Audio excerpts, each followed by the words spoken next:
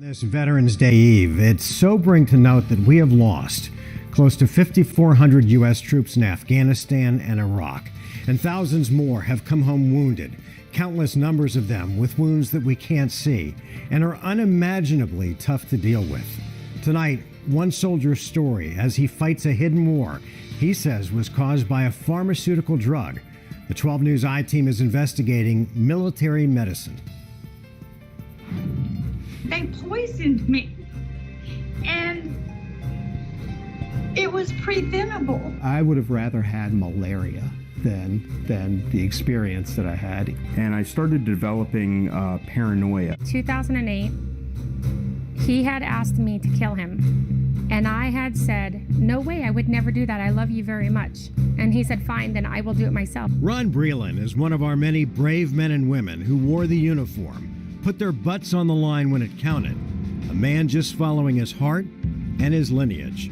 My family, since the Civil War, has served this country. Two of my sons are serving today.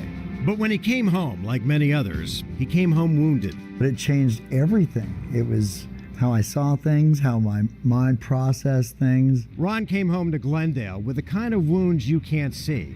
There was no ID, there was no shrapnel, but these wounds were just as deep and just as devastating. They were wounds that would take him to the brink. And according to Ron, the wounds were courtesy Uncle Sam. Did you feel betrayed? Absolutely. It was heartbreaking because I loved the Army. I loved the opportunity to deploy overseas and live this life. Since the 1980s, the U.S. military ordered tens of thousands of soldiers to take Mefloquine to prevent malaria.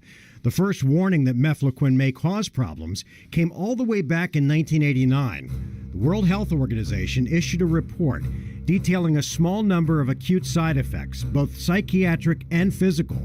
Ron says once a week they'd line everyone up to take the pill. And it wasn't long before strange things started happening to him. I was sleepwalking in Somalia.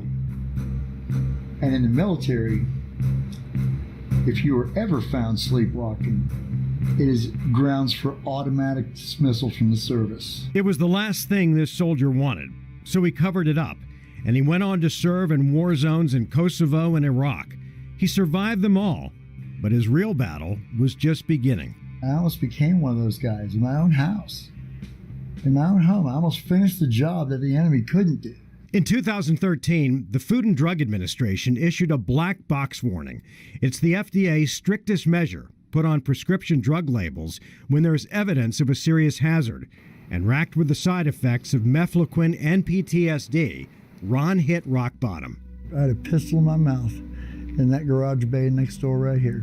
How much of that do you think was caused by the Mefloquine? If all of my issues were individual patients, I would say that Mefloquine was patient zero. So as you can imagine, it's very tough to get any information out of the VA or the DOD. But there are now too many who've been suffering for too long not to at least acknowledge that something happened to the vets who took Mefloquine. If that in fact did not occur, that they simply received a medication with no counseling from any healthcare provider, that would fall outside of the policy that was established by DOD. Helen is Ron's wife, his caregiver, his rock. She literally saved his life that night that he tried to end it all, and she wants answers. I said, they broke you. They need to help fix you. How much, if at all, has the VA said, this was a screw up, we're going to fix it? The first time I've even heard that scenario is just out of your mouth right now.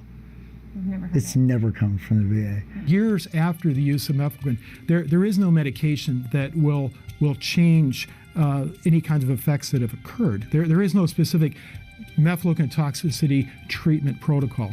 It doesn't exist. Mefloquine is still licensed by the FDA and only available in the U.S. with a prescription. The manufacturer of the brand name Lariam stopped making the drug in 2008, but there are still 2 generic versions available. 3 other generic drug makers have discontinued the drug.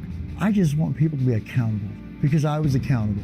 I was accountable for American lives. I was accountable for being responsible to those who led me. I was accountable to my family. through the grace of God alone, is still with me.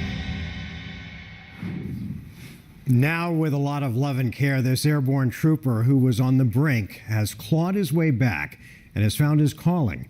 He and his wife have started a ministry to help vets who are struggling. If you'd like more information, just go to warfighterranch.org.